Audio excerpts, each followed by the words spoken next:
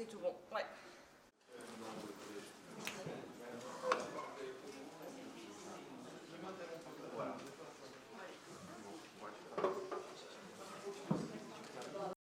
Bonjour à tous, merci d'être venus par ce samedi de froid pour parler de la résistance. Juste pour information,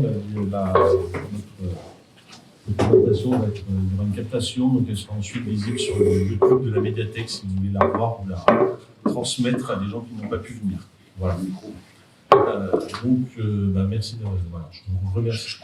Le micro marche pas. Ah, le micro marche pas. Si. C'est moi qui parle pas fort, c'est ça? C'est que les belles voix. On connaît qui parle pas fort. Voilà, je parle pas fort.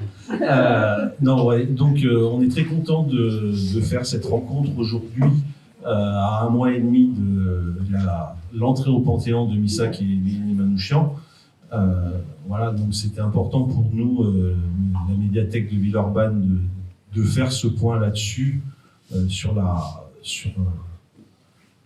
Pardon, excusez-moi, je vais chercher les mots. Sur la résistance, parce que c'est nos missions aussi à nous de travailler là-dessus, de travailler sur l'accès à la culture pour tous, sur l'histoire, sur l'information, et donc on est très heureux de faire ça. Je vais vous présenter nos invités. Donc Antoine Grande, qui est historien, qui a été responsable du Mémorial Montluc, puis responsable du Mémorial du Mont-Valérien, qui est aujourd'hui directeur du musée départemental de la Résistance de Garonne. C'est ça? Voilà. Donc Félix, dessinateur, auteur de bande dessinée, qui a travaillé plusieurs fois sur les dessins historiques. Voilà.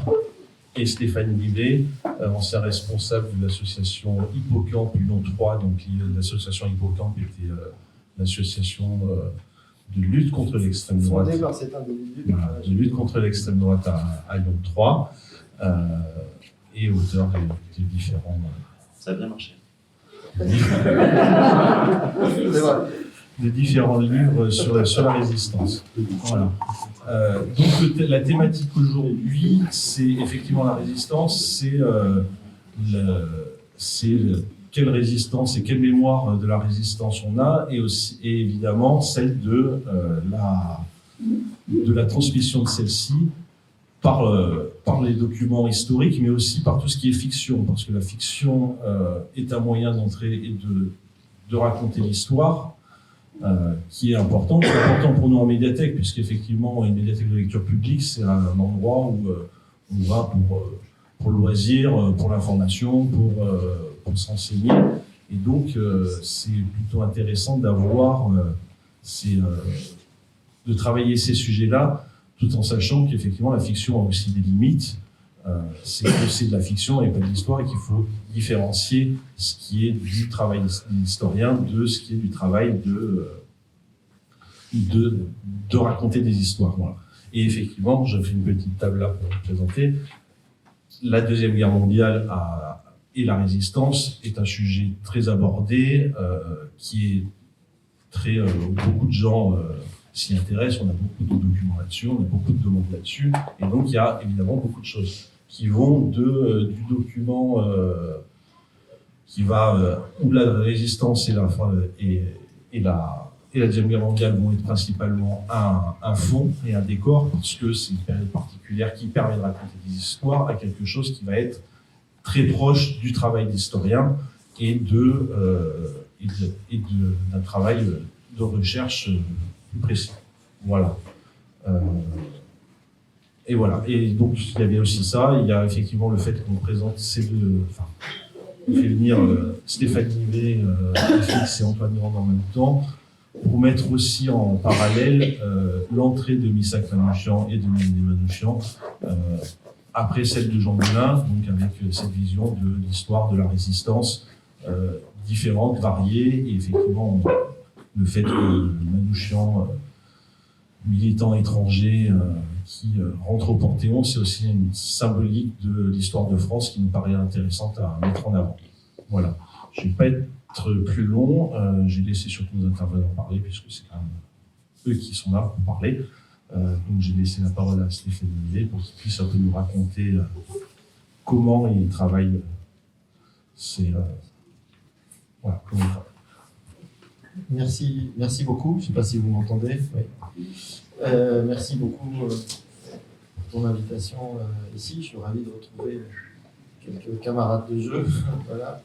Je voulais évoquer peut-être un élément de contexte aussi sur le fait pourquoi, à titre personnel, moi je me suis mis à écrire sur ces sujets-là, à la fois sur le procès Barbie pour le premier livre, et puis sur Jean Moulin maintenant. Je pense qu'on est à la croisée des chemins sur la mémoire et la transmission de l'histoire et de la mémoire de la Seconde Guerre mondiale, parce que avec Antoine et moi, avec d'autres, on a eu la chance, on est sans doute la dernière génération où on a eu la chance de rencontrer les derniers témoins.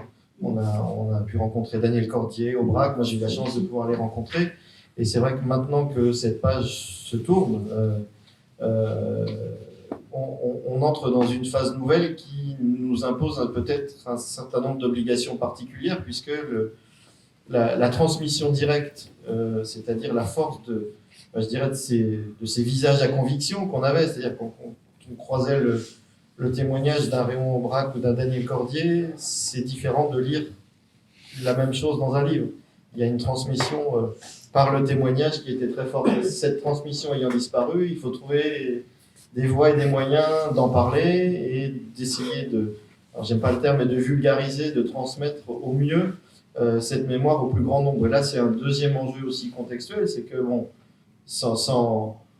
comment dire, il y a un effondrement, je trouve, depuis 40 ans et toutes tendances politiques confondues, de l'intérêt que la République porte à l'enseignement de l'histoire. C'est-à-dire qu'on a abandonné nos enseignants d'histoire géo dans des conditions d'intérêt même de la nation, je trouve, pour l'enseignement de l'histoire qui est pas bon et qui se dégrade de plus en plus. Et j'ai vu la semaine dernière le sondage qui a été fait pour Opinionway sur la relation des jeunes à l'histoire, à la connaissance de l'histoire, à des choses qui nous paraissent évidentes à nous et qui montrent un éloignement terrible par rapport à l'histoire. Et quand on a une génération entière qui s'éloigne de choses qui sont des repères fondamentaux et même des références qui ne parlent même plus, on va avoir un problème qui n'est plus un problème simplement de culture, mais qui va être un problème démocratique, un problème de relation à son propre passé et même à la réalité des faits.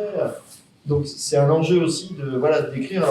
On va revenir peut-être sur les moyens d'écrire et comment on transmettre ça. Moi, j'ai choisi pour le Jean Moulin d'avoir une approche qui était géographique, c'est-à-dire j'essaie de considérer que finalement les lieux qui sont toujours là, et là en l'occurrence à Lyon, sont finalement des archives ouvertes disponibles à tous. C'est que même si la ville a changé et que évidemment les transformations de la ville parfois pour notre plus grand malheur on fait disparaître des lieux, on a des archives disponibles ouvertes et c'est par l'évocation de ces lieux, par le fait de parler aux passants, de ne pas lire simplement une plaque mais de dire ce qui s'est passé derrière cette plaque, que j'ai voulu entrer dans l'histoire de Jean Moulin, parce que j'avais pas la prétention de faire une nouvelle biographie de Jean Moulin. Vous en avez des maîtres linéaires et des très bonnes et qui sont exhaustives.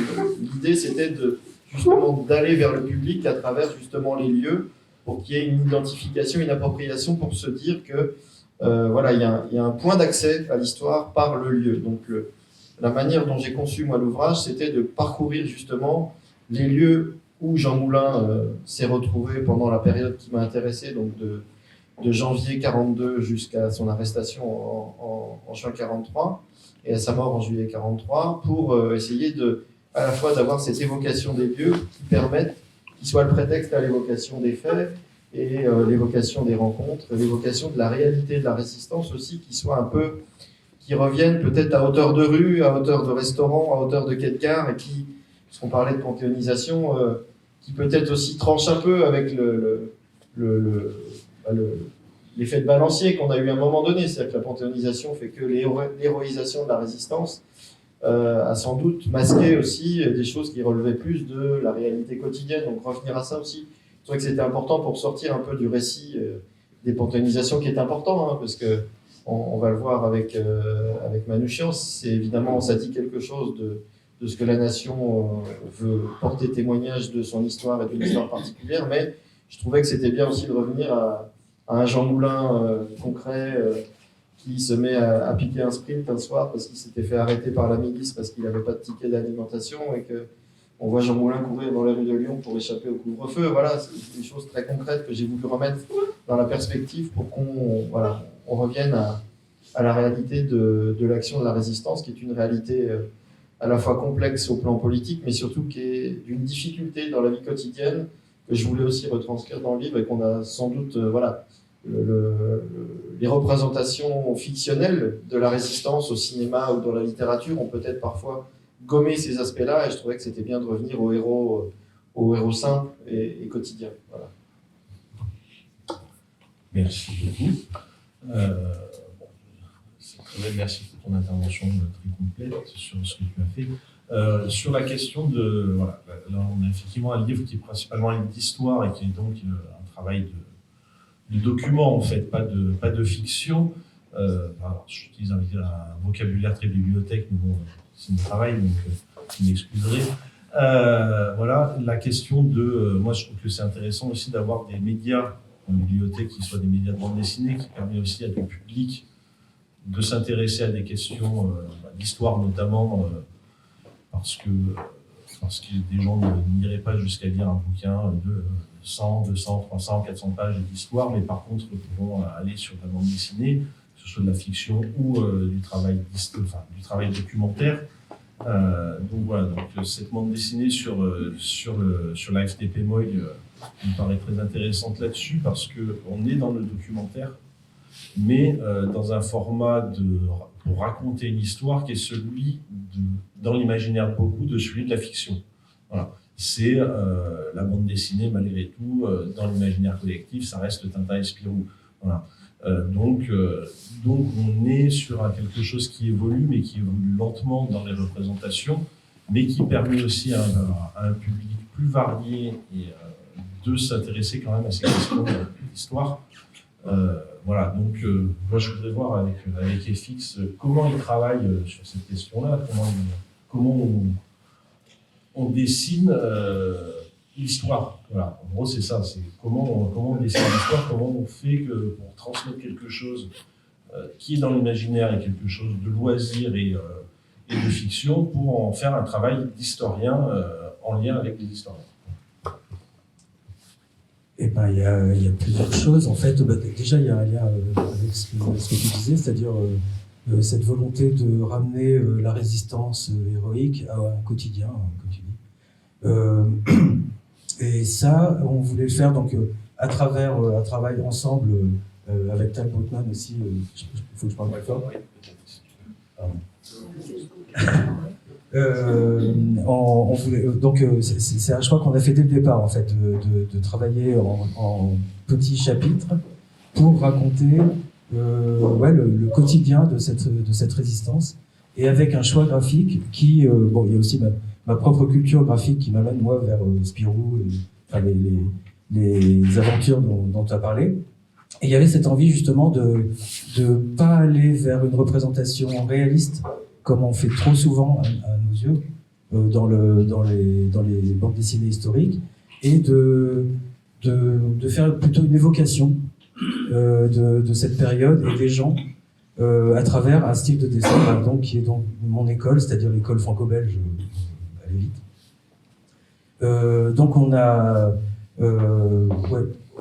respecté ça, enfin Tal et Antoine ont parfaitement respecté ce choix-là et n'ont pas du tout poussé mon dessin vers une représentation plus réaliste, quoi. En l'occurrence, enfin vous verrez si vous voulez la feuilleter tout à l'heure, tout n'est qu'évocation. C'est-à-dire qu'au lieu de représenter très précisément la rue machin, le réverbère truc, et qu'après on est des gens spécialistes qui viennent nous dire « mais t'es pas comme ça le réverbère » et tout, nous on voulait vraiment survoler cette période à travers une évocation graphique qui renvoie justement à tous les stéréotypes qu'on a de cette époque, c'est-à-dire qu'à partir du moment où on reconnaît la forme d'une casquette nazie ou d'un casque allemand, on sait à qui on a affaire, quoi. On n'a pas besoin de pousser plus loin. Et par contre, j'ai dessiné plus précisément tous les personnages dont on parle, enfin ceux qui nous intéressent. C'est-à-dire que toute la partie allemand, collabo, etc., c'est un amas un peu informe de hachures et de petits objets comme ça, de casquettes, etc. Qu'on reconnaît. Merci. Mais par contre, nos personnages principaux, les résistants, les jeunes gens, les FTP et tout ça, eux sont représentés bien plus précisément, quoi. Ouais, je te laisse parler mieux. Le travail avec FX et Tal Brugman, on l'avait débuté pas très loin d'ici, à la prison de Montluc, pour une exposition qui était consacrée au convoi du 11 août 1944. Convoi du 11 août 1944, alors je fais un biais pour arriver jusqu'à la BD, je vous rassure, mais rapide. Le convoi du 11 août 1944 a laissé énormément de traces archivistiques, parce que comme le transfert pour Paris ne peut pas avoir lieu, que les internés de Montluc, les juifs et résistants, sont acheminés directement vers le système concentrationnaire et le centre de mise à mort de Birkenau en voiture de voyageurs depuis Lyon. Le convoi s'arrête régulièrement dans de nombreuses gares sur le territoire français pour laisser descendre les convois militaires allemands qui se rendent vers le sud. Alors, quand on étudie l'histoire, on sait que ces événements laissent des traces archivistiques qui sont le sel du travail des historiens. Sauf que là, il y avait une telle profusion d'archives, notamment sur un arrêt de plusieurs jours à Vittel. On avait nombre de témoignages, de rapports de la Croix-Rouge, de la préfecture, qu'avec Tal Brugman, on s'est dit, mais en fait, ces documents nous aident à visualiser, on se représente, on a une image qui se déroule. Et donc, on est dans le vraisemblable. Et comment est-ce qu'on dessine ce vraisemblable dont on a des ressources? Et c'est là que Tal me dit, mais écoute, moi je connais un dessinateur, alors je ne sais pas si son dessin va te plaire, parce que c'est pas un dessin historique, scientifique, c'est un dessin bande dessinée. Et c'est comme ça qu'on a commencé à travailler avec FX, en lui donnant des éléments de contexte historique, malgré tout très précis, parce qu'il y a toujours des spécialistes du lampadaire qui vont aller chercher le dessin du lampadaire dans ce qu'on représente. Et en fait, jusqu'au cœur de l'enfer, c'est-à-dire jusqu'à la sélection qui a lieu à Birkenau, c'est-à-dire ceux qui sont sélectionnés pour le travail et donc tatoués par rapport à ceux qui sont envoyés directement dans les chambres à gaz, ben là on dessine. On dessine ce qui n'est pas représenté dans des photographies d'archives, mais parce qu'on a les témoignages. Ces témoignages nous permettent d'établir une image. Et cette image, elle est importante aujourd'hui dans le langage du savoir. Donc c'était la première étape de ce travail. Et tu lançais, Benoît, l'échange sur la question de la panthéonisation. Et en réalité, lorsque le projet de cette bande dessinée à 3 est arrivé, nous n'étions pas du tout encore dans les annonces de l'entrée au Panthéon de Missak Manouchian, accompagné par Méliné. D'ailleurs, si jamais on avait eu un petit peu de jugeote commerciale, à ce moment-là, on aurait fait une BD centrée autour de Manouchian. Sauf que, et vous allez entendre que nous avons réussi à déformer linguistiquement et historiquement FX parce qu'il a parlé de la Moye. Et je sais qu'il y a dans cette salle nombre de personnes qui sont très attachées à l'histoire de la FTP-MOI. Alors, il y a ceux qui vont me dire, mais pourquoi vous dites la Moye? On dit la MOI. Pourquoi vous dites la MOI? On dit la Moye. Parce qu'en fait, la Moye, c'est l'usage yidishophone du terme MOI dans la résistance. C'est-à-dire que les combattants juifs communistes yiddishophones, et vous le retrouvez notamment dans les témoignages du frère de Marcel Reymann, qui est le personnage central de notre bande dessinée, Simon Reymann, qui témoigne beaucoup à son retour de Grunewald, de l'histoire de son frère aussi, pas juste de la sienne en déportation. Il dit Moy. Pourquoi? Parce que ce sont des usages militants de cette organisation née avant-guerre, de la MOE, qui va devenir MOI dans la résistance, et qui est composée de différents groupes d'origine culturelle, linguistique, et de formes d'engagement et de militantisme à ce moment-là. Et justement, lorsque le Mont Valérien nous a passé la commande d'une bande dessinée, la commande initiale était de dire « faites une bande dessinée sur le Mont Valérien ». Si on devait faire une bande dessinée exclusivement sur le lieu d'exécution de plus d'1 millier d'hommes, même si répétition amène le savoir, on n'aurait pas dit ce dont le Mont Valérien était le nom, et surtout nous n'aurions pas retrouvé la chair et la matière de ceux qui ont été fusillés.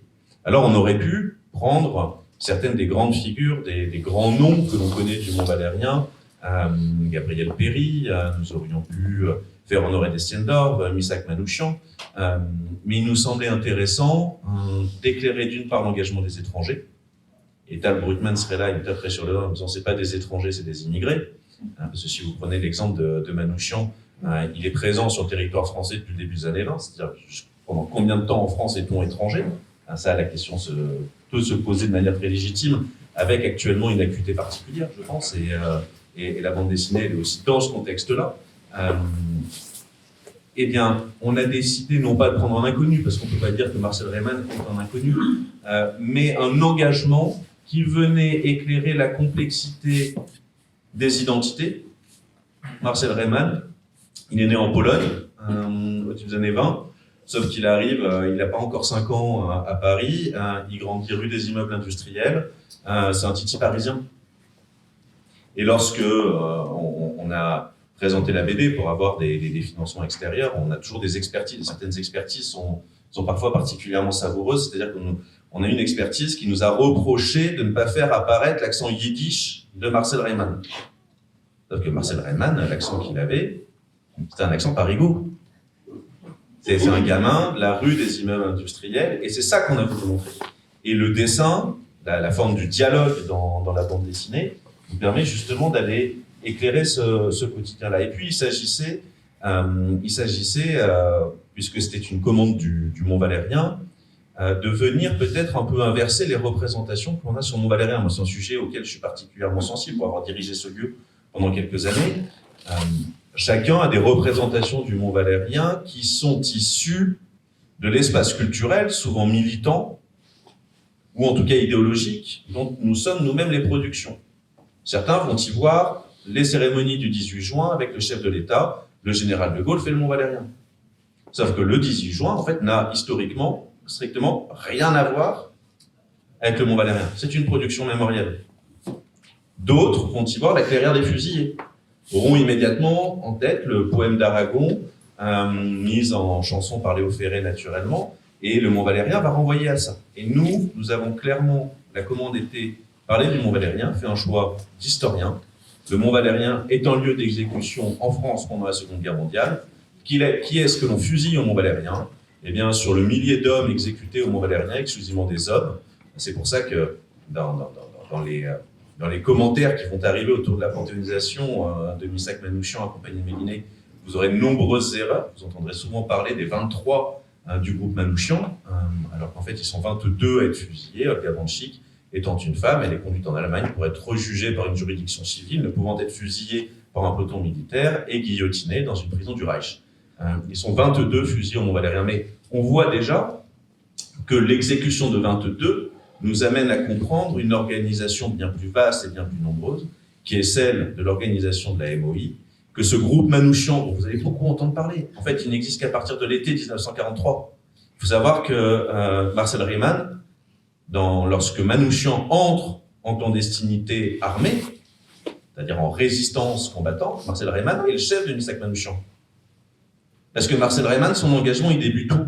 Il débute dans les jeunesses communistes de la rue des Immeubles Industriels de Belleville, avec une figure qu'on retrouve dans cette bande dessinée, avec une figure essentielle, oubliée, j'espère qu'on va en parler au moment de la panthéonisation, qui s'appelle Henri Krasuki. Il a les compétences mentales, d'organisation, intellectuelle, mais aussi physiques d'action, pour faire davantage et basculer avec la MOI dans la guérilla. Vous avez compris, je dis MOI parce qu'on est avec Marcel Reymann. L'autre point que je voulais dire en lancement, et je suis en long tunnel, je suis désolé, je ne peux pas faire passer le micro, c'est qu'on est ici à Villeurbanne. Je suis lyonnais, vous avez noté, je n'ai pas dit Lyon, j'ai dit Villeurbanne. Et quand on parle de Marcel Reymann, quand on parle de la MOI, c'est essentiel. Parce qu'il y a la panthéonisation va être l'heure de nombreuses polémiques qu'il convient là de regarder de manière historique, peut-être de les rendre plus compréhensibles de manière graphique ou par la fiction, je reviens quand même à ta question. C'est que va planer l'idée de est-ce que les membres de ce groupe dit Manouchian, ou en tout cas de ceux qui sont fusillés le 21 février 1944 dans la clairière du Mont Valérien, ont été abandonnés, dénoncés, etc. Vous allez avoir sur les plateaux télé les polémiques, des historiens spécialistes, chacun dans un segment, qui vont s'écharper. Mais en fait, ce qu'il faut savoir, c'est que s'ils sont tous arrêtés, et c'est ce qu'on voit dans la BD, dans les choix graphiques d'FX, d'une focale qui se resserre jusqu'au moment de l'exécution, et c'est pour ça qu'il faut absolument lire cette bande dessinée, pouvoir l'acheter. Eh bien, qu'est-ce qu'il s'est passé? Il y a un décalage dans l'organisation combattante du Parti communiste français vers l'Est. C'est-à-dire que les grands groupes de la MOI, qui sont des combattants aguerris, on les envoie vers l'Est de la France, y compris Lyon, Villeurbanne, Grenoble. Pourquoi? Parce qu'on sait qu'il y a une libération qui arrive par l'Est aussi, qu'il y a un débarquement qui devrait avoir lieu en Provence et que la guérilla s'accentue. Et là, vous avez toute la question des exécutions de ceux qui sont sortis de la prison de Montluc pour être massacrés collectivement aux abords de Lyon. Eh bien, en fait, ces différents groupes de combattants qui ont été décimés par plusieurs vagues d'arrestations dans la région parisienne, à Toulouse avec la 35e brigade, vont progressivement être rapatriés ici à Lyon, dans un groupe MOI qui est Carmagnole, ou à Grenoble, groupe MOI Liberté, qui vont fusionner pour faire Carmagnole Liberté, qui seront particulièrement engagés, d'une part dans les actions de guérilla urbaine ici dans la région lyonnaise, pardonnez-moi, mais en périphérie principalement, et dans la libération de la ville, et notamment la libération de Montluc. Et on laisse à Paris ceux qui ont été les organisateurs des premières unités combattantes. On va récupérer les dérailleurs, constitués de militants qui ont fait la guerre d'Espagne, des gens qui sont aguerris. On va récupérer les groupes des jeunes juifs communistes fédérés autour de Marcel Reymann, autre génération qui n'a pas connu la guerre d'Espagne, mais qui s'est illustrée depuis l'automne 1941 dans des actions de guerre complètement rocambolesques et magistrales à raconter et à dessiner. Et c'est pour ça que c'est aussi un support narratif qui est extraordinaire. Pour continuer une action à Paris. C'est comme ça que se constitue le groupe Manouchian. Et c'est ce que l'on montre aussi dans la bande dessinée, mais on ne le fait pas.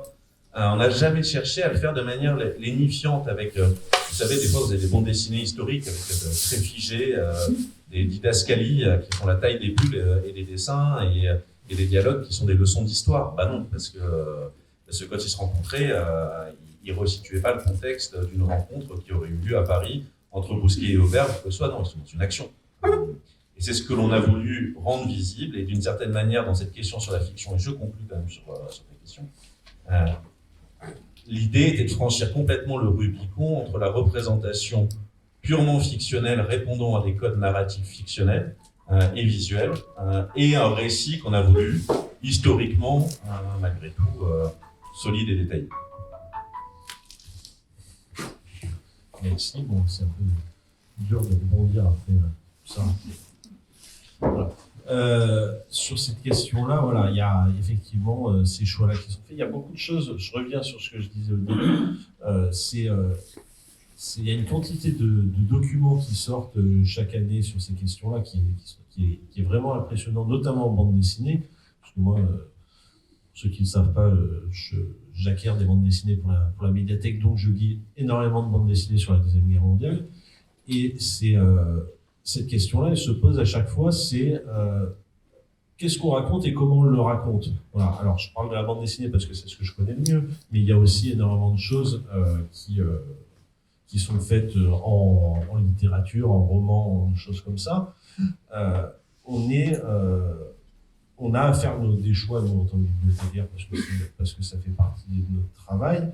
Et surtout, il y a un truc que je trouve intéressant, j'aimerais bien que vous rebondissiez un peu là-dessus, c'est sur cette question de l'évolution de cette parole à travers le temps, entre ce qui sort pendant la guerre, carrément, parce qu'il y a effectivement de la fiction qui arrive sur la Deuxième Guerre mondiale pendant la guerre, et à ce qui arrive en 2020, qui est totalement différent, parce qu'on ne s'adresse pas à la même personne, parce que la vision de la guerre n'est pas la même, parce que les pouvoirs politiques ne sont pas les mêmes, les combats politiques ne sont pas les mêmes. Là, je peux prendre un exemple, c'est que par exemple, effectivement, il y a L'Armée des Ondes de Joseph Kessel, qui est adapté ensuite au cinéma par Jean-Pierre Melville. Le livre sort pendant la guerre.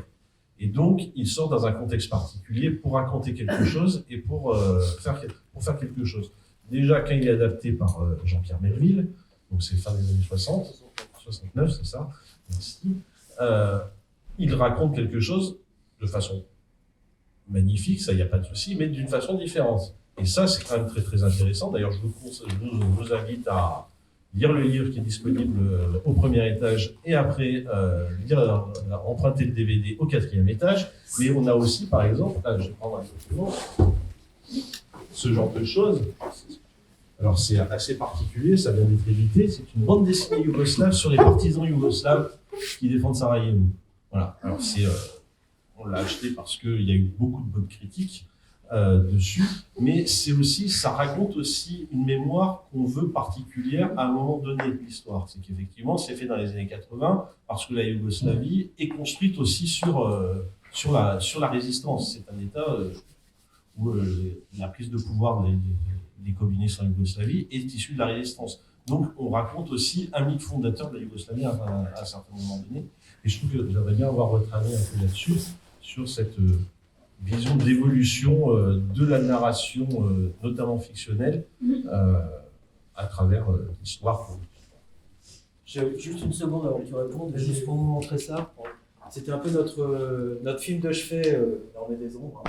Donc on s'est autorisé même la reprise de l'affiche, en tout cas une des affiches, la plus connue.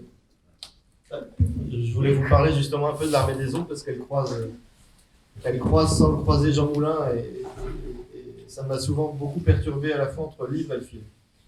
Kessel arrive, il est en France jusqu'en 1942 et je vous invite d'ailleurs à lire l'excellente biographie croisée de Druon et Kessel par Dominique Bonnat qui revient justement sur cette partie très intéressante notamment de Kessel qui, il arrive à Londres et puis il s'ennuie un peu, il n'a plus de quoi écrire et là on est dans une commande politique, c'est-à-dire que c'est le général de Gaulle qui lui passe la commande de dire qu'il faut raconter l'histoire de ce qui se passe. Et il n'est pas le seul, il y a eu Vercors un an avant, parce que Le silence de la mer est sorti en janvier 42, le 24 janvier 42. Et Kessel commence à écrire, ce qui est étonnant, il commence à écrire sous forme de feuilleton. L'Armée des Ombres est publiée sous forme de feuilleton dans des journaux de la Résistance, et ça commence en juillet 43 jusqu'en octobre 43, où on a une édition complète qui sort à Alger, et qui est la première édition, et ensuite il y aura une édition mondialisée, on va dire, qui sort à New York chez Pantheon Books en février 44. Et ce qui est étonnant, c'est le croisement, à la fois le croisement entre la fiction et la réalité des faits. Ce qui est intéressant, c'est d'écrire l'histoire de ce qu'on ne nommait pas encore la résistance véritablement, mais il entre dans le détail, et juste pour faire écho à ce que disait Antoine, il parle du Mont Valérien, par exemple. Dans un des passages, c'est assez étonnant qu'en juillet 43, on retrouve les mentions du Mont Valérien dans un récit aussi sous la plume de Kessel, c'est-à-dire lui qui n'est pas historien et qui n'est pas la source d'information. Kessel, il s'est retrouvé dans le sud de la France à organiser un peu avec d'autres. Il a participé à un réseau qui s'appelle le réseau Carte, qui exfiltrait des gens vers l'Angleterre et vers le Portugal via des systèmes de sous-marins. D'ailleurs, il y a un épisode dans l'Armée des Ombres qui parle justement du départ vers Gibraltar. Mais il n'avait pas, je dirais, une documentation à disposition là, et il réussit quand même à rassembler cette mémoire en construction et cette histoire en construction, c'est assez étonnant de voir ce qu'il est capable de faire, notamment le fait de mêler un certain nombre de personnages de la Résistance. Si vous lisez l'Armée des Ombres, vous allez voir Jean Moulin dans plusieurs des personnages. Ça peut être Gerbier, ça peut être celui dont le livre est le journal, en fait, parce que l'Armée des Ombres est le journal de Gerbier. Ça peut être aussi Jardy, c'est-à-dire le patron, celui qu'on voit, qui est joué par Paul Meurice dans le film, et qui est l'intellectuel du mouvement, qui est le patron, qu'on appelle le patron. Voilà. Mathilde, évidemment, on pense à Lucie Aubrac, mais Kessel, en juillet 43, il ne connaît pas Lucie Aubrac. Mais il y a une capacité assez étonnante, finalement, à faire écho à des figures qu'on va découvrir après, et qu'il arrive à mettre en scène et à décrire d'une manière absolument prodigieuse. Et puis ce qui est intéressant aussi dans l'Armée des Ombres, c'est la lecture par Melville de l'Armée des Ombres, c'est-à-dire les choses qu'il évacue, notamment la question du Parti communiste, qui, au moment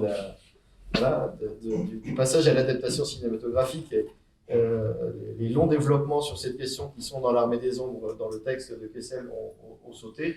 Il y a l'évocation dans le camp au début du jeune communiste qui meurt dans les baraquements. Et puis, il y a aussi les épisodes que Melville a rajoutés. et qui là m'amène à Jean Moulin. Il y a notamment un épisode qui n'est pas dans le livre, mais qui est dans le film, et qui entre-temps est sorti dans un témoignage qui est celui d'Antoinette Sachs, qui était une amie très proche de Jean Moulin, et qui, oui, très proche de Jean Moulin, voilà, ils ont été de notoriété, voilà, amants, amis, voilà.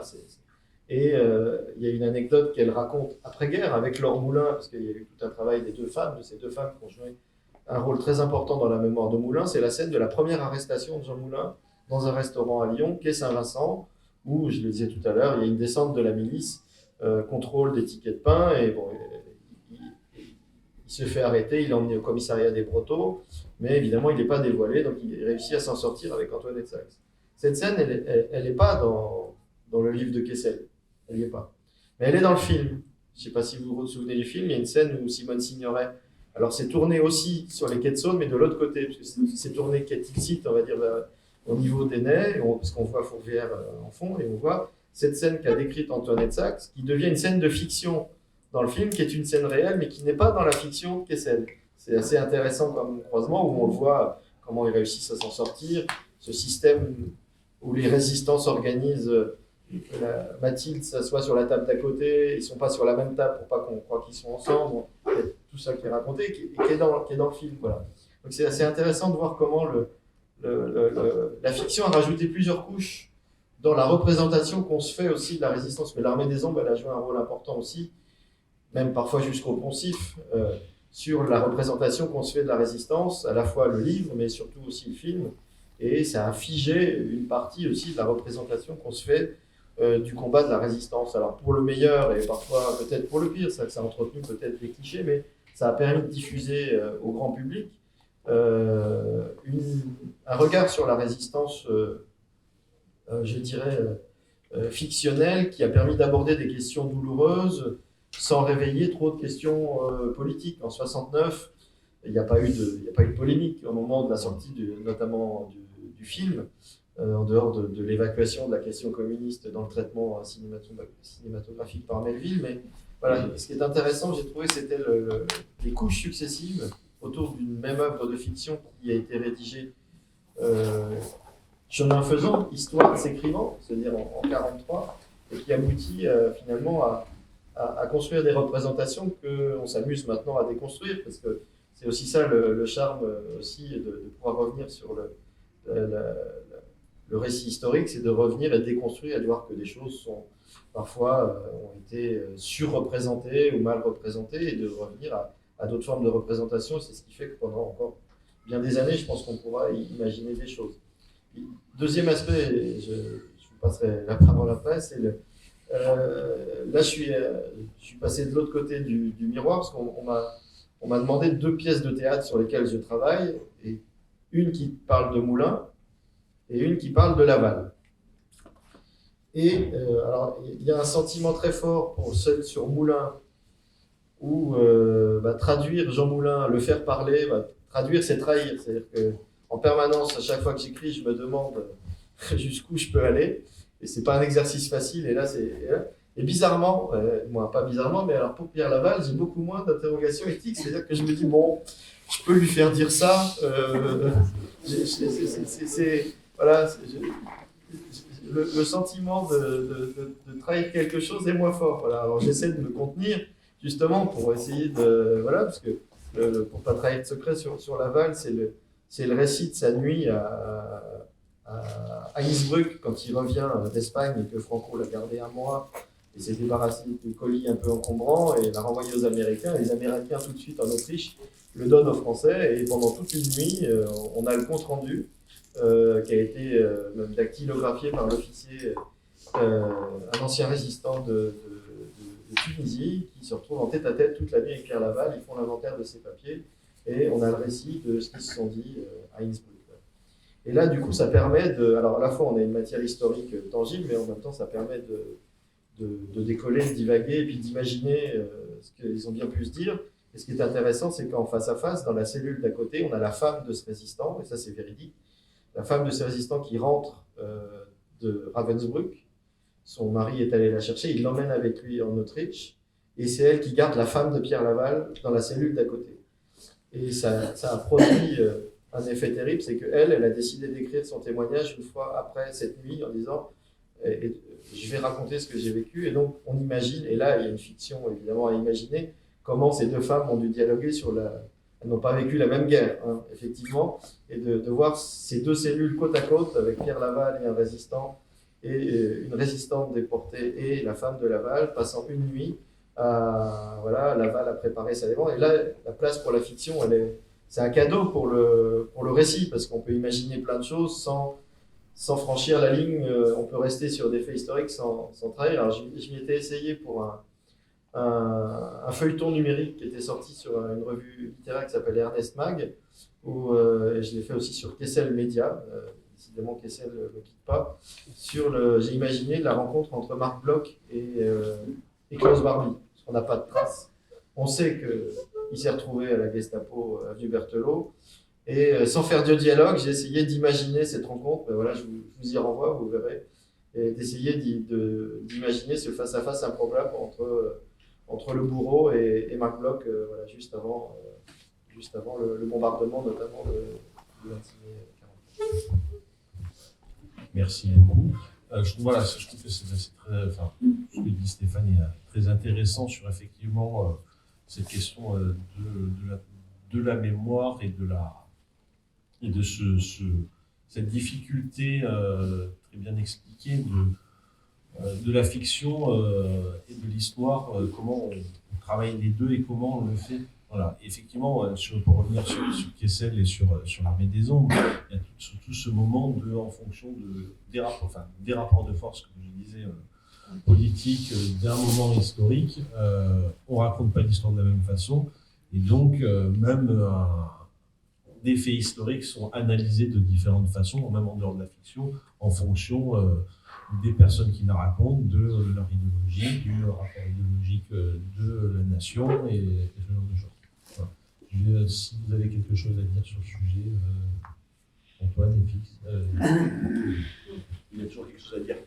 Peut-être avant que Fix, je pense que c'est intéressant sur ce qu'on t'a fourni comme matière, mais quand même sur l'armée des ombres. Tu as ouvert le chapitre armée des ombres, moi j'espère que c'est jusqu'à 15h. Kessel, il répond à une commande.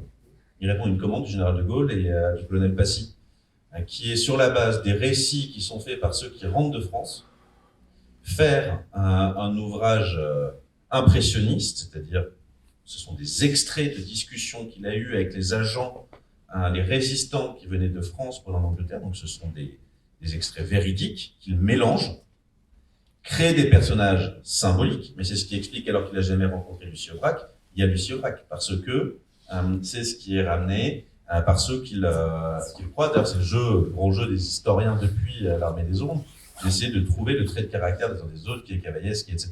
Et Melville va aller jusqu'au bout de la confusion. C'est quand il fait le film, il se paye le luxe de faire jouer le colonel Passy par le colonel Passy, qui joue son propre rôle dans le film. C'est le seul reproche qui lui a été fait. Il y a une polémique là-dessus. Et sur la question de communiste, pas communiste dans le récit, ce qui est amusant, c'est qu'en fait, le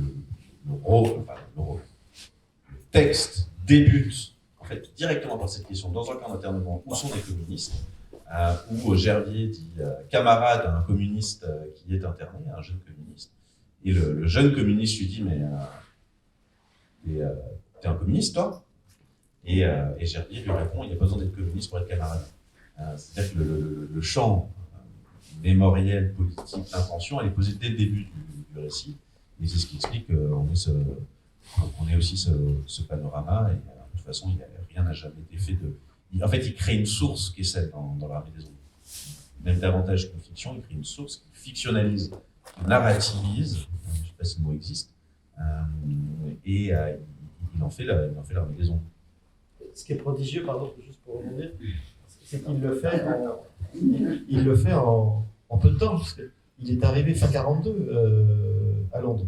Le premier épisode sort en juillet 43, c'est-à-dire qu'il y a des choses troublantes aussi, même. Il y a des choses qui sont advenues après, il y a eu une autoréalisation, par exemple, quand Mathilde met un coussin sous sa robe et se grime en femme enceinte pour aller voir son prisonnier, quand il l'écrit, Lucie Aubrac ne l'a pas encore fait pour le moment.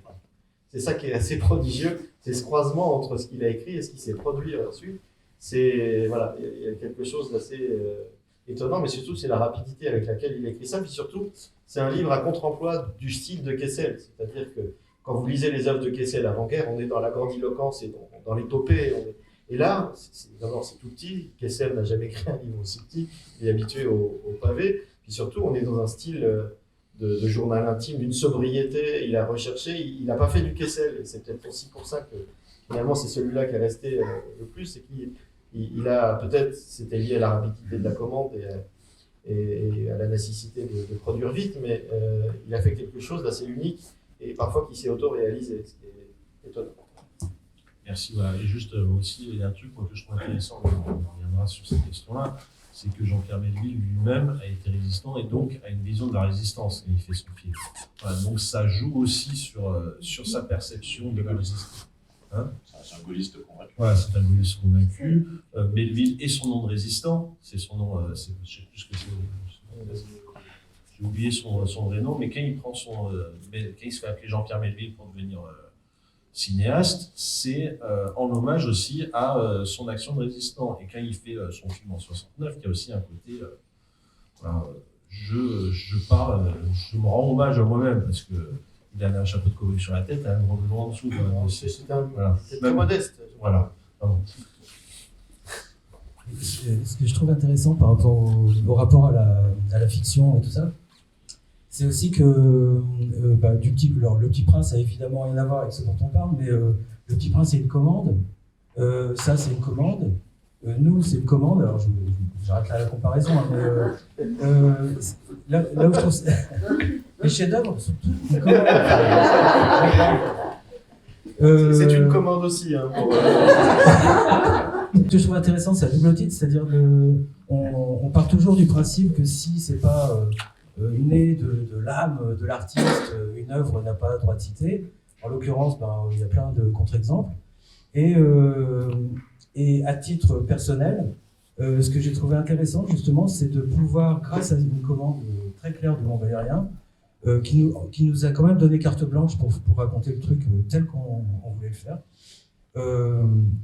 c'est finalement de faire un ouvrage extrêmement personnel.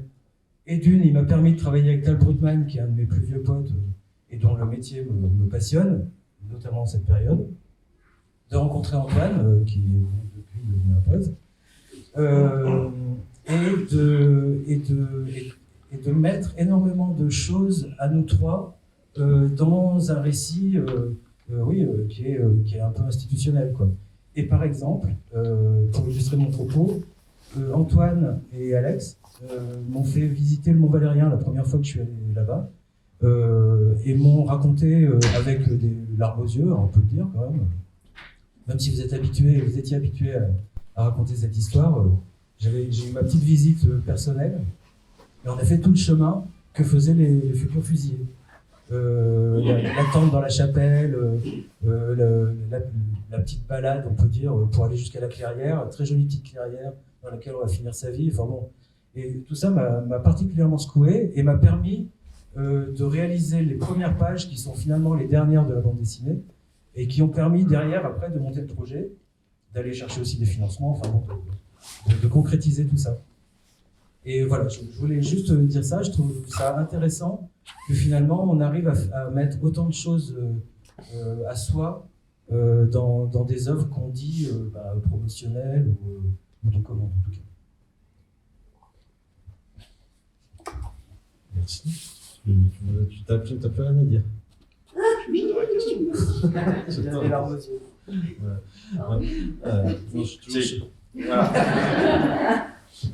La question de la fiction, on l'a dit avec Kessel, elle existe au cœur de la guerre. Elle existe du côté de la résistance, y compris de la résistance communiste, parce que de la même manière que sont publiés, feuilletonnés les témoignages de Kessel, le Parti communiste feuilletonne aussi, mais à partir d'une autre matière que sont les lettres de fusillés et que sont des hagiographies de combattants qui parfois, alors qu'ils étaient en délicatesse avec la structure communiste en raison du pacte germano-soviétique, deviennent tout d'un coup des héros reconnus par tous au moment de leur exécution à la clairière du Mont Valérien. Il n'est qu'à citer le parcours de Gabriel Péry pour en être convaincu.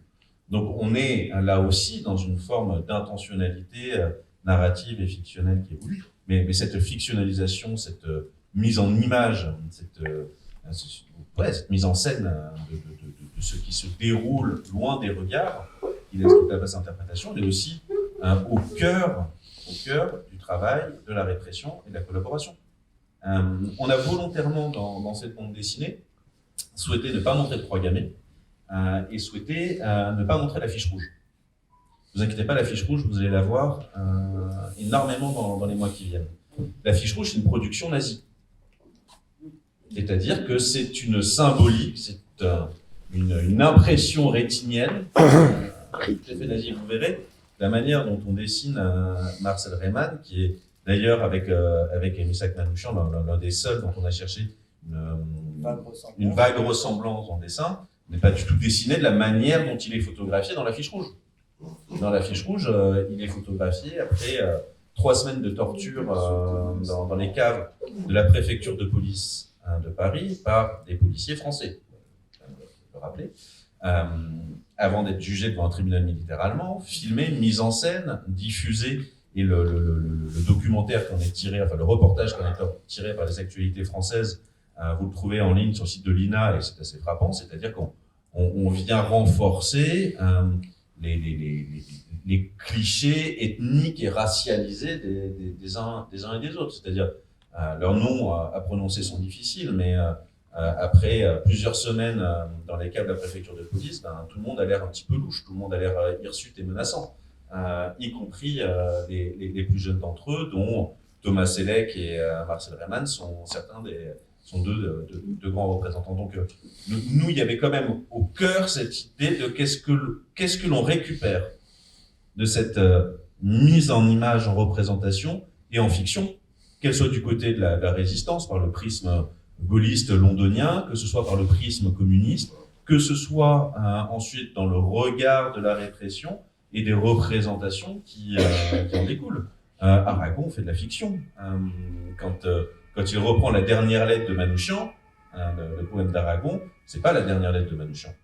C'est une réécriture de la dernière lettre de Manouchian. Quand Aragon, il écrit La Rose et le Réséda, où vous trouvez d'ailleurs une figure lyonnaise, Gilbert Dru, aux côtés de ceux qui représentent cette union qui n'est qu'une union a posteriori entre une résistance communiste de combat militarisé, une résistance situationnelle, une résistance militaire avec Honoré Descendors, etc. Enfin, cette union, elle est une construction politique née de la guerre. Non pas parce qu'il y avait une volonté de désunion, mais parce que chacun était dans son espace de clandestinité, dans sa sociabilité, résistait avec ses proches, ses amis, avec ceux qu'on rencontrait. Et c'est là que, passer par l'image, c'est qu'on produit une représentation, quand on fait une bande dessinée en l'occurrence, mais qui est assumée historiquement parce qu'il y a une intention.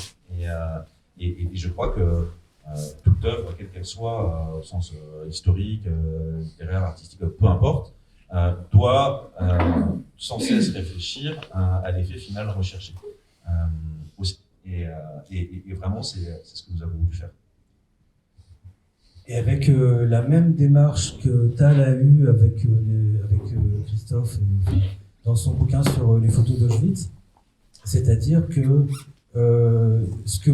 l'affiche rouge, comme tu dis, est une production nazie, mais aussi pour montrer aux chefs à quel point ils sont forts sur Paris et comment ils ont démantelé un réseau ultra pointu de gens très hiérarchisés, etc., etc. Alors qu'en fait, non, comme tu viens de le dire, les gens ne se connaissaient pas forcément entre eux. Et en tout cas, il y avait cette volonté de propagande, pour le coup, aussi de propagande interne, d'aller montrer à nos chefs comment on travaille bien. Merci.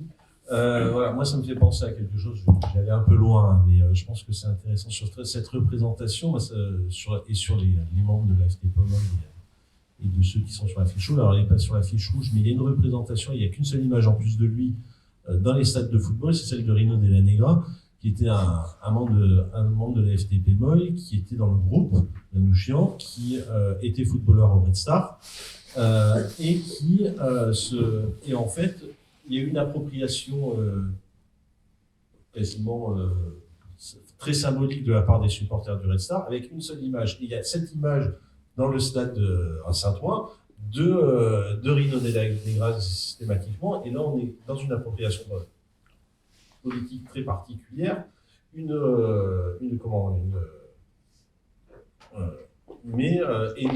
remise en avant de ce personnage totalement oublié, dont personne ne parlait pendant des années, mais de façon un peu plus large maintenant, avec des livres un peu plus grand public qui en parlent.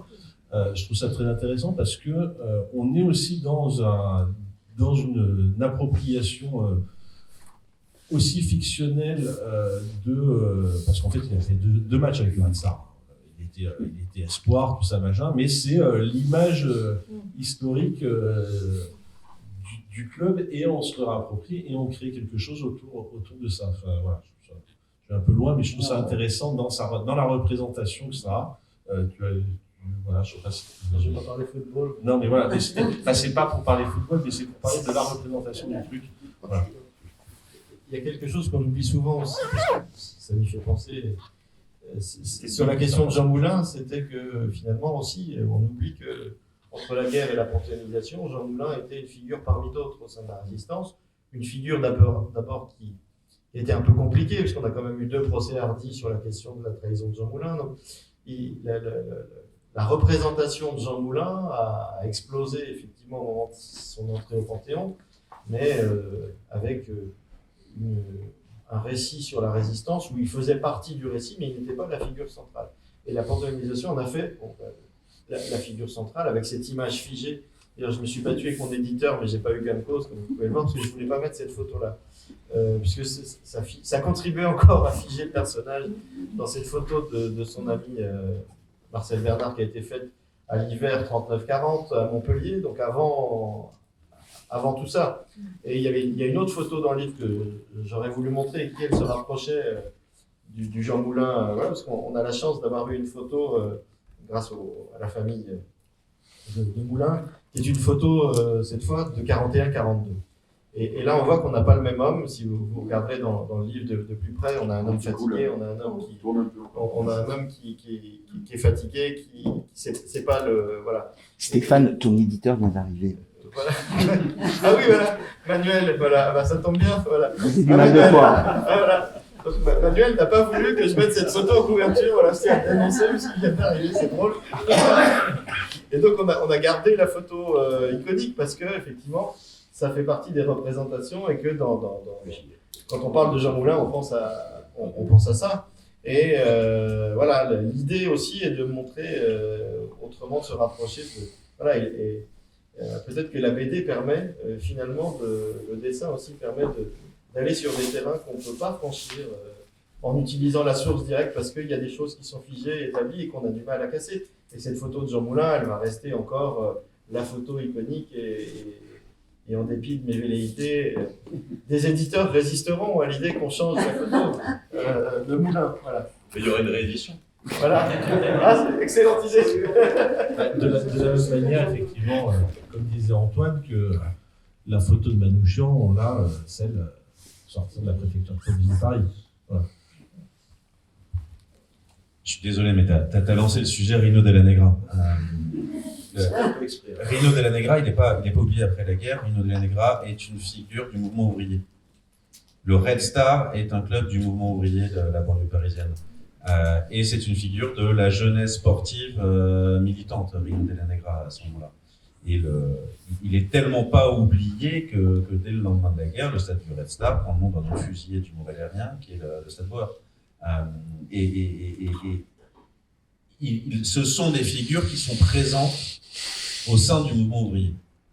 Sauf que l'écriture de ces différents récits, partant d'un point de vue, partant d'une sociabilité, partant d'un groupe social structuré, ici militant, va trouver, on a vu avec Jean Moulin un trait d'union, parce qu'il fallait trouver un préfet de gauche détesté par les chefs de mouvement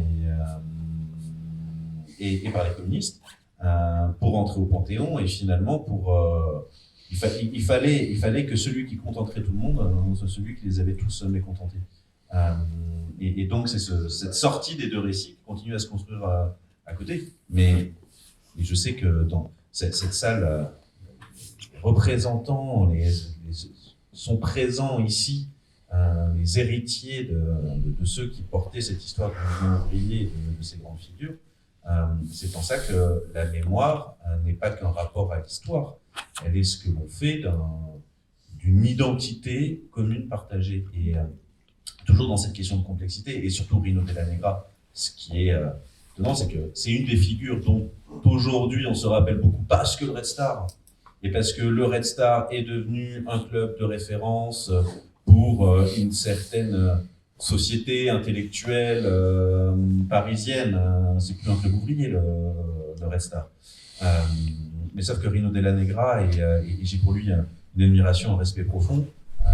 Quand on regarde même parmi ceux qui sont sur la fiche rouge, des garçons de son âge, certains ont un engagement résistant, militant, bien antérieur à ce qui est le sien. C'est-à-dire que ça bascule en clandestinité, c'est au moment du STO, et je dis pas du tout que c'est ça qui le motive. Il est déjà dans les structures militantes, clandestines de la JC et tout ça. Mais je pense qu'il faut que nous gardions en tête qu'il faut se méfier de ces représentations un petit peu surplombantes de ces arbres qui cachent la forêt, et vraiment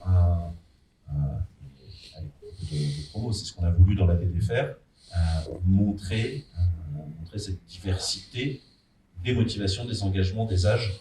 C'est une affaire de jeunesse, mais ce n'est pas qu'une affaire de jeunesse, parce que sont fusillés au Mont-Valérien, on l'a dit, des hommes qui ont une expérience du combat et militante et d'engagement qui débute la guerre d'Espagne, souvent avant la guerre d'Espagne. Manouchian est un rescapé du génocide des Arméniens. Enfin, je veux dire, c'est ça qu'il faut montrer. Et le documenter, et l'illustrer, et le représenter. Et tant qu'à faire, en se débarrassant de toute l'iconographie déjà surreprésentée, des croix gammées, des beaux uniformes, Hugo Boss, de machin, etc. En plus, ça sous-entend quand même que c'était des enfoirés, mais ils avaient du goût. Hein. Et ça, on n'avait vraiment pas envie d'aller dans ce sens-là, quoi. On voulait vraiment contredire tout ça, quitte à avoir justement pour le coup à faire peut-être une erreur éditoriale. En tout cas, c'est ce que Émile Bravo nous avait expliqué l'autre fois. Il y a une croix gammée sur la couverture, c'est 100 000 exemplaires vendus, quoi. Mais bon. Mais il n'y en a pas sur la couverture, ni à l'intérieur. Ah, l'éditeur est là, en face. C'est vrai ce que tu dis, c'est que un document avec une croix gammée, c'est tout de suite identifié, c'est tout de suite c'est très simple, et nous aussi pour mettre en avant un document là-dessus en bibliothèque. Oui. Je m'étais promis d'en parler, parce que sur Jean Moulin, quand même, il faut faire un constat, c'est que dans la fiction, c'est un échec total. La figure de Jean Moulin au cinéma, par exemple, si vous regardez la filmographie, c'est une catastrophe. Il y a celui de Francis Huster, où à la fin, on se dit que Jean Moulin doit beaucoup à Francis Huster. Il y a celui de Charles Berling, qui n'est pas trop mauvais, mais on est entre deux et on a du mal. Et puis alors, le summum, indépendamment du film qui a son mérite, c'est Lucie Aubrac, où on voit arriver au milieu du parc de la Tête d'Or le 20 juin 1943, Jean Moulin, joué par Patrice Chéreau, avec un manteau de feutre, une écharpe et un manteau de laine. Le 20 juin 1943, on se dit là, on a fait débarquer le Panthéon directement dans le film. Il fallait montrer Jean Moulin. L'idée de montrer trois quarts. Voilà. Et en plus, il a une écharpe pour bien montrer qu'il avait mal encore de sa cicatrice du 17 juin 1940. Donc c'est catastrophique en termes de représentation, parce qu'on se dit là, on n'y arrive pas. Et pour l'instant, au cinéma, il n'y a pas eu de réussite sur Jean Moulin qui soit convaincante. Voilà. Donc il y a des figures peut-être où la fiction, malheureusement, en tout cas au cinéma, ces questions-là sont insurmontables. Voilà. Jean Moulin, en tout cas, on n'y est pas arrivé, et peut-être que ça viendra, mais il y a eu d'autres exemples. Hein. Je pense à Pierre-Jérôme étant là sur Isieux, le téléfilm avec Véronique Geneste sur Isieux, bon, il faut l'oublier. C'est affolant. Voilà. Et il y a même le téléfilm sur Daniel Cordier. Et bon, c'est vraiment par amitié pour Daniel Cordier qu'il faut le regarder, quoi. Mais voilà, c'est difficile. On parle de la rafle. Voilà. Et la rafle, voilà, oui. Voilà. Donc il y a encore peut-être au cinéma finalement la fiction totale, c'est-à-dire le fait de décoller de la réalité en faisant une adaptation de l'Armée des Ombres, et finalement ce qui sur le plan cinématographique était le plus réussi en termes de talent, c'était Melville. Finalement, quand on veut rester trop près de la réalité, pour l'instant, voilà. Faire un biopic de Jean Moulin, bon courage. Voilà. Ben, c'est aussi qu'une fiction est une fiction, Oui. et tous les films que tu as cités sont très mauvais. Oui. Enfin, non, mais Oui.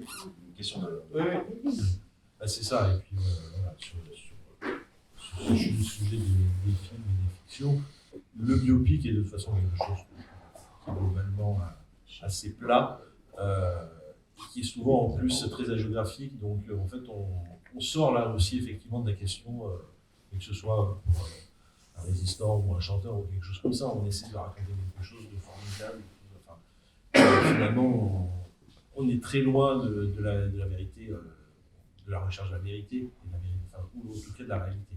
Voilà. Je regarde l'heure. Voilà. Est-ce que vous avez des questions, ces messieurs? Je vais passer le micro. Est-ce que vous préférez vous Ouais. Moi, je vais rebondir juste sur la dernière remarque. On met une croix gammée et c'est beaucoup plus vendeur. C'est sans doute vrai, et l'histoire étant écrite par les vainqueurs, pardon. Les vaincus ont rarement la parole, mais dans le cas français, c'est un peu particulier parce qu'on n'est ni vraiment vainqueur, ni vraiment vaincu.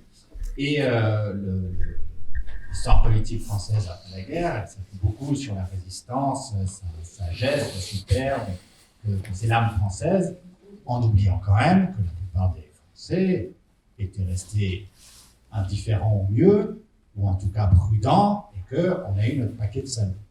Et peut-être que dans le travail historique à faire, alors c'est un peu étrange de dire ça, mais qu'il faut aussi raconter l'histoire du côté des salauds, parce que c'est aussi une part de l'histoire de France, et qu'à force de raconter l'histoire de la résistance, on a tendance à faire comme si tous les Français avaient été résistants, au point qu'aujourd'hui, un certain nombre de partis politiques qui sont nés de collabos peuvent se réclamer de cette histoire-là. Et à un moment, peut-être qu'il faut rappeler d'où ils viennent réellement et de raconter l'envers terrible, par exemple, du Mont Valérien.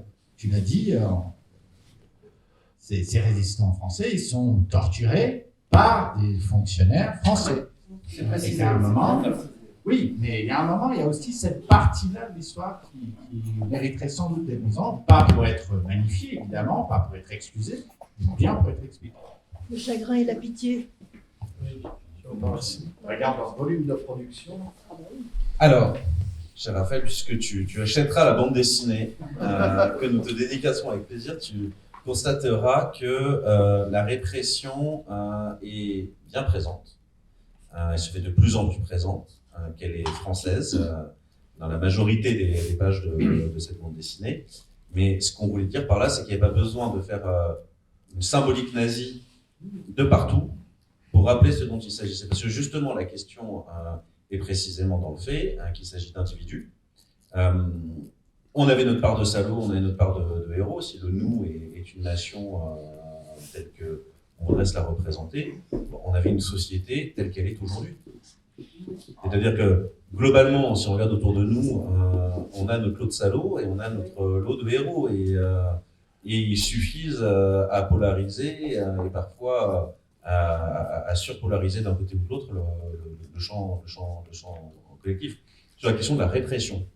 Alors là, sans m'inscrire en faux, j'atténuerai ce que tu as dit. Aujourd'hui, la production scientifique, historique, est quasiment tout entière sur les questions de la répression. C'est-à-dire que les ouvrages scientifiques qui sortent sont des ouvrages sur la répression. Il y a de moins en moins d'ouvrages de contenu solide, scientifique, historique, qui soient du côté de la résistance. Et quand on fait une programmation culturelle d'une institution muséale, mémorielle, et que l'on veut essayer d'équilibrer, c'est-à-dire des temps de monstration à la fois des salauds et à la fois des héros, ben, on est parfois un petit peu en peine sur les héros. Donc je pense qu'on a aussi, et je pense qu'il faut là encore trouver une rencontre médiane, c'est-à-dire que les héros se définissent par rapport à un engagement, les salauds se définissent par rapport à une action et un engagement, et tout cela cohabite dans un même espace, et que je crois qu'il faut aujourd'hui, et je pense qu'aujourd'hui, un travail moderne sur le passé, justement de les représenter côte à côte, où justement on n'a plus besoin de ces coups de balancier, tantôt les hagiographies résistantes, tantôt le chagrin et la pitié, qui ont tous été essentiels dans la construction d'une connaissance, mais je pense qu'aujourd'hui, on est arrivé à un niveau de maturité scientifique, historique, pour que les deux coexistent dans un même espace, et la fiction le permet de manière extrêmement simple. Ouais, et puis voilà, et puis pour rajouter un petit là-dessus, c'est vrai que par contre, toute la production fictionnelle sur effectivement les salauds, sur la collaboration ou sur simplement ceux qui attendent, par contre, effectivement, elle est très faible, elle reste assez faible, et c'est vrai que là, sur cette question-là, il y a sûrement un travail à faire, mais c'est beaucoup moins vendeur de dire, voilà, le type il attend. Et puis pour raconter une histoire, le type il a attendu pendant 4 ans, et puis chercher ses tickets de rationnement, c'est pas super intéressant. Ça me rappelle une anecdote que j'ai rencontrée il y a 3 ans, je crois, Serge Moati. Serge Moati, on parlait du Chagrin et la pitié. Chagrin et la pitié est sorti la même année que l'Armée des Ombres. Les 2 films sont sortis en 69. Bon, les Français ont dû attendre de le voir à la télévision en 81, quand Serge Moati prend la tête de France 3. Et Moati m'a raconté, il dit, je reçois à l'annonce de la diffusion du Chagrin et la pitié, puisqu'il y avait eu la censure giscardienne, il ne fallait pas montrer ça à la télévision, il reçoit un coup de fil et il se fait engueuler comme jamais il s'est fait engueuler. Il dit, on ne m'a jamais parlé comme ça, et la personne qui l'a engueulé, c'était Simone Veil. Simone Veil qui avait obtenu, c'est ce qu'il m'a expliqué, de Valéry Giscard d'Estaing, que ce film ne passe pas, c'était à la demande de Simone Veil, considérant qu'il ne fallait pas parler des salauds, justement.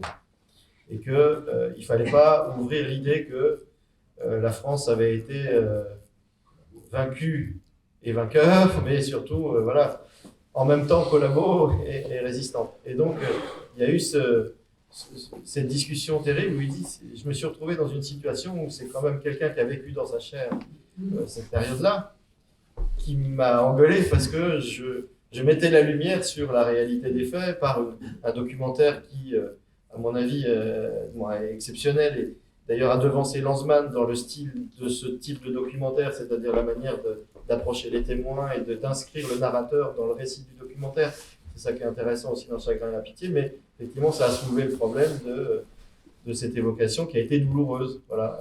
Et alors, effectivement, ce que disait Antoine est vrai, dans l'historiographie actuelle, il y a un effet de balancier, voilà, où on a beaucoup plus d'ouvrages sur la répression aujourd'hui que sur la résistance. C'est vrai que la production est beaucoup plus visible de ce côté-là, peut-être pour corriger un mauvais réflexe qu'on a eu en France compte tenu de la situation particulière française qui fait qu'on a été à la fois et vaincu et vainqueur. Ouais, juste, voilà, par exemple, sur les fictions, je reviens sur ce que je disais sur la fiction, sur les mots, c'est pas la résistance. Il y a Pascal Rabati qui a fait cette bande dessinée sur la déconfiture, la retraite de 40, et ça, effectivement, c'est un travail qui est finalement assez rare en fiction. Qu'est-ce que tu dis? Voilà. Okay. Voilà. Donc voilà, il y a quand même quelques trucs qui sortent, et effectivement, en général, en plus, c'est des auteurs qui sont plutôt pas mauvais, mais c'est assez rare, et c'est vrai que ça manque, je pense. En pensant à de la fiction, mais bon, c'est Romain Slocumb, qui est un auteur de polar avec Léon Sadorski. Ça y est, j'arrive. C'est particulier quand même, le héros, c'est un inspecteur, collaborateur. Le personnage principal. Oui, c'est le protagoniste, c'est lui. Et c'est un vrai salaud, quoi. Voilà, c'est tout, hein. Je veux dire, il y a des livres particuliers. Je vais parler éducation nationale. J'ai bien écouté ce que vous avez dit tout à l'heure à propos de l'enseignement de l'histoire qui est totalement insuffisant maintenant. Je suis tout à fait d'accord. Et cela est venu, moi je suis instite, et j'ai enseigné l'histoire parce que j'adore l'histoire. Et j'ai un fils qui est prof aussi. Bon, eh bien, le changement est apparu sous Mitterrand, à propos de l'histoire. Et il y a eu, à ce moment-là, une grande tentative, qui n'a pas bien réussi d'ailleurs, mais que j'ai subie. Et heureusement, Moissonnier m'a aidé et a remis un peu les choses en place. C'est-à-dire que nous avons dû débarquer des livres nouveaux pour enseigner l'histoire. C'est-à-dire qu'on ne tenait plus du tout compte de la chronologie. Ça, c'était rien du tout. C'était nos ancêtres les Gaulois, tout ça, à supprimer. Et moi, j'étais complètement perturbée. Petit instinct, j'étais totalement perturbée. Et je suis allée prendre conseil auprès d'un de mes voisins qui était moissonnier, qui était professeur au lycée à Charrière, à côté de chez moi, et que je connaissais bien puisque je militais avec lui, et lui au SNES, et moi aussi. Donc j'ai pris mes livres sous le bras et je suis allée les soumettre au maître moissonnier qui s'est arraché les cheveux en lisant les livres et qui m'a dit, mais Mireille, ne suis pas ça surtout, hein. Et j'ose pas vous dire le terme, c'est de la... Je n'ose pas vous le dire, mais je vous le laisse deviner. Et donc, je suis arrivée et à raconter tout ça à mes collègues qui enseignaient l'histoire, parce que les instituts, les enseignaient tout. Donc, je leur ai dit ça, mais ils étaient ahuris. Ils n'ont pas forcément suivi le conseil de Moissonnier. Et voilà. Maintenant, c'est une des causes de la perte de l'influence de l'histoire et de la qualité. Je ferai remarquer une remarque très importante, que l'histoire est très importante, justement, parce qu'on s'en aperçoit bien, puisqu'on tue les professeurs d'histoire. Ça doit avoir une importance, puisque dans une école, il y a des assassins qui sont arrivés pour chercher les professeurs d'histoire. Maintenant. Allez, t'as le droit, madame. Merci. Alors, je vais laisser monsieur répondre. Ensuite, j'ai encore 2 questions, et puis après, je vous invite, on prendra un verre, et puis on discutera de façon un peu plus informelle, si ça vous va. Je voulais rebondir sur ce que vous disiez sur l'enseignement d'histoire. Alors, il y aurait beaucoup à dire sur la relation de François Mitterrand à l'histoire, surtout dans la médiathèque qui porte son nom. En même temps, il a le mérite de la complexité d'avoir autant mérité sa Francisque que sa médaille de la Résistance. Voilà. Bon, voilà, j'étais sûr que... Voilà. Simplement, je ne suis pas forcément un adepte du c'était mieux avant, parce que l'idée qu'on change l'enseignement de l'histoire n'était pas forcément du luxe, parce qu'elle a été figée aussi dans un récit qui, parfois, on le voit aujourd'hui, pose un certain nombre de problématiques. Simplement, ce qui est gênant, et ce que je voulais dire aussi au début, c'est que, indépendamment du fond, c'est qu'on a arrêté de considérer que l'enseignement de l'histoire en tant que tel était quelque chose de structurant pour une nation. Et ça, c'est gravissime. Après, on peut discuter des modalités de l'enseignement de l'histoire, et il y a des historiens, et je pense qu'il faut s'en remettre aux historiens d'abord pour ça, et les laisser tranquilles, et les laisser travailler avec les élèves, et à faire des programmes. Voilà, je pense qu'il faut remettre aussi ceux qui sont au cœur de l'enseignement d'histoire, au cœur de l'enseignement de l'histoire. Mais le fait que la République ait arrêté de considérer, on peut reprocher à la Troisième République d'avoir eu un récit qui aujourd'hui paraît complètement suranné, mais on ne peut pas lui faire le reproche d'avoir considéré que c'était stratégiquement important pour faire nation et faire République, que l'enseignement de l'histoire était structurant et important. Et quand on n'a plus d'enseignement d'histoire structurant et important, on se retrouve avec Éric Zemmour à la télé qui explique que Pétain a sauvé des Juifs. Et ça, avec personne pour le contredire, si ce n'est quelques historiens valeureux comme Laurent Joly qui prennent la plume et qui y vont, mais voilà, c'est une goutte d'eau. Et voilà, à un moment donné, puisque notre Premier ministre nous a dit que la question de l'école était importante, voilà, il faut remettre la question de l'enseignement de l'histoire aux historiens et dans une capacité à faire en sorte qu'on ait du commun ensemble. Et ce commun ensemble, c'est la relation à notre histoire, la relation à la vérité des faits. Et on ne fait pas une communauté nationale quand on a déstructuré l'enseignement de l'histoire. Et on voit aujourd'hui ce que ça donne et ce que ça va donner malheureusement dans les années.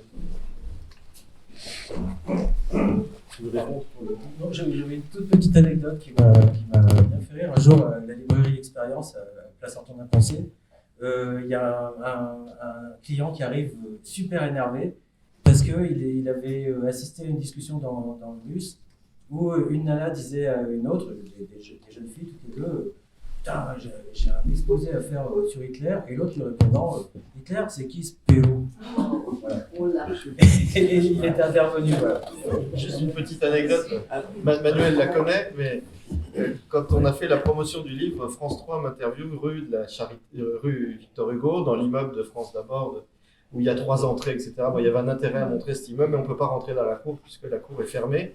Et on va avec la journaliste de France 3 à la boutique de vêtements qui est au rez-de-chaussée de l'immeuble pour lui demander l'accès à l'immeuble.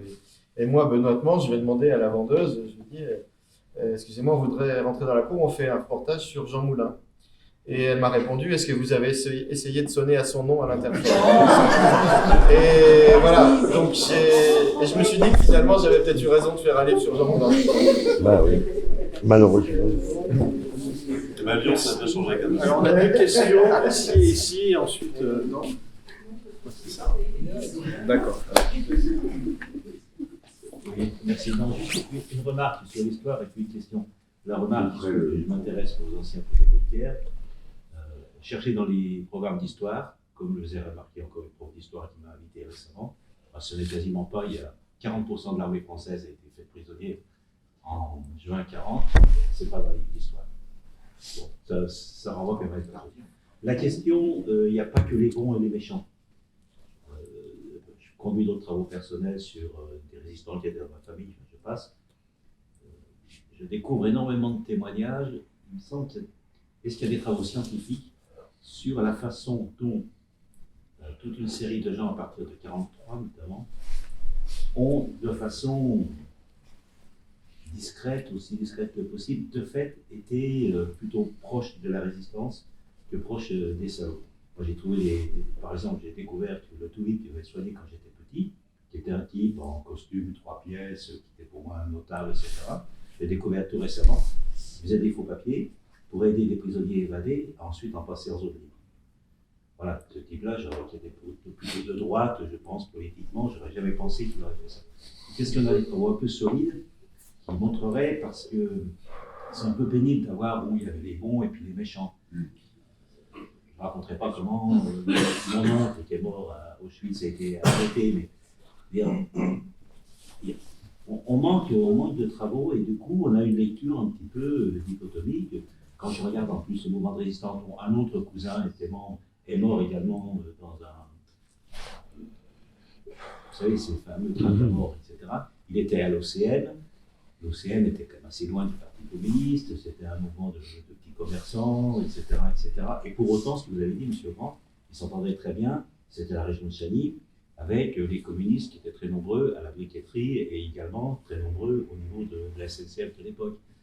Donc, est-ce que vous avez des ouvrages ou des travaux à nous recommander sur le fait que la réalité était probablement beaucoup plus complexe, beaucoup plus diversifiée qu'une représentation un petit peu comme elle l'est d'ailleurs aujourd'hui, comme vous avez très bien dit. Je pense qu'Antoine va nous parler de l'âge de Tassigny. Peut-être pour la dernière question, comme ça on répond à tout. Oui, J'avais une main. il y avait une main encore. Ok.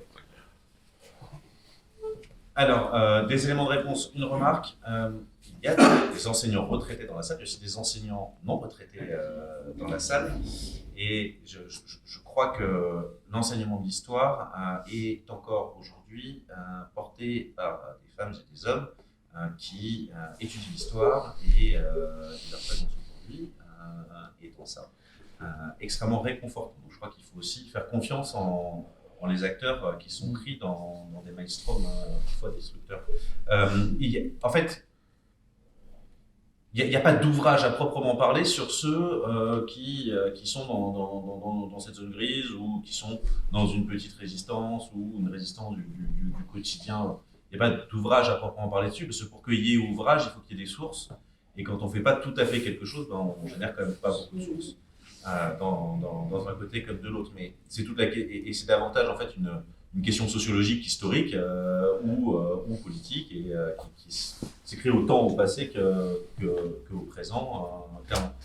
S'il y avait un ouvrage récent, solide, et que je vous conseille de lire parce qu'il est passionnant, c'est le livre qui l'évoque un petit peu, c'est le livre de Claire Andrieux, Tombée du ciel, qui est sur tous les rôles de sauvetage. Et sur la question de la complexité, et puisque Stéphane fait la passe à l'aile, et il sait que c'est un sujet que j'affectionne particulièrement, vous avez une figure elle aussi emprisonnée à Montluc sous la période française de Montluc, avant la réquisition par les Allemands, qui a donné lieu à de nombreuses traditions commémoratives, honorifiques, à juste titre. C'est un grand chef militaire qui est le général Delatte de Tassigny. Delatte de Tassigny, il est emprisonné à Montluc, il y a une plaque sur la prison de Montluc en hommage à son action. Bien sûr, il est celui qui signe l'acte de capitulation au nom de la France du Troisième Reich. Bien sûr, il est un grand commandant déjà avant la Seconde Guerre mondiale.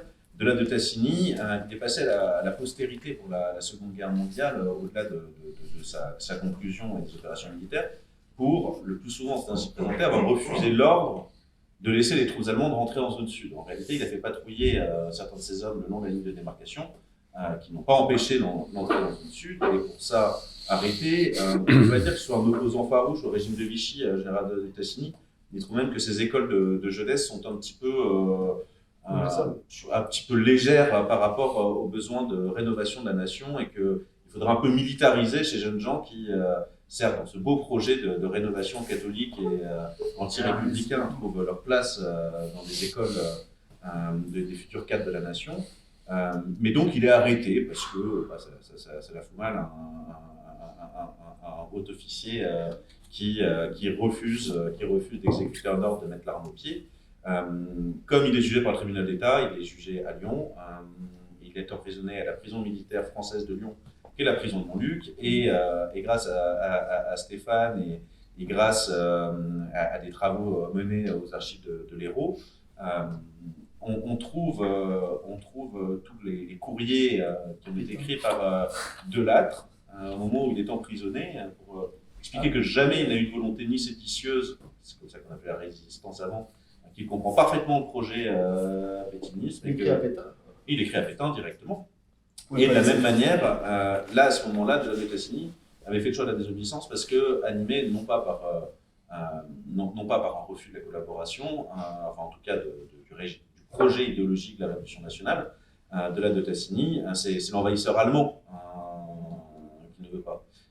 4 mois plus tôt, lorsqu'on lui demande de prêter la troupe pour emmener les familles juives des camps d'internement du Midi et du camp d'Agde, notamment vers les trains qui les conduiront à Drancy avant de les amener à Auschwitz, il prête la troupe. Il demande juste à ce qu'un détachement ne participe pas à toute l'opération, parce qu'il s'agit de la musique militaire et qu'il y a une réception organisée qu'il va en avoir besoin. Et vous avez à côté de ça une figure tout à fait oubliée ici à Lyon, qui est et je ne comprends pas qu'il n'y ait pas plus d'hommage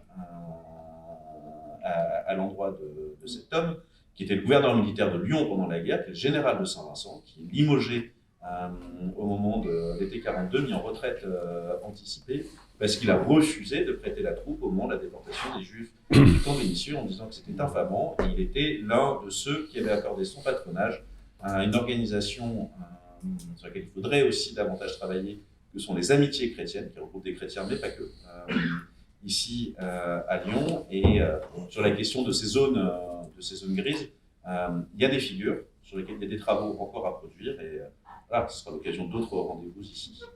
Mais voilà, Stéphane m'a lancé sur Delattre, je ne peux pas, c'est un petit plaisir personnel. Et merci à la librairie. Ouais, merci beaucoup à vous trois d'être venus pour nous parler de cette période, de comment on parle de cette période. Évidemment, on nous a fait des sélections de documents de fiction, pas de fiction, sur cette période, qui sont disponibles ici au premier ou deuxième étage.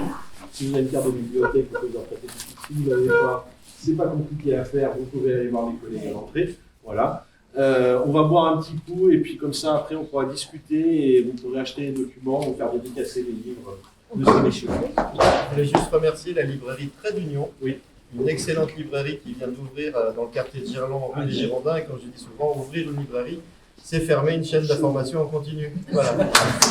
Merci. Allez, on va décider. Oui. On n'a pas assuré.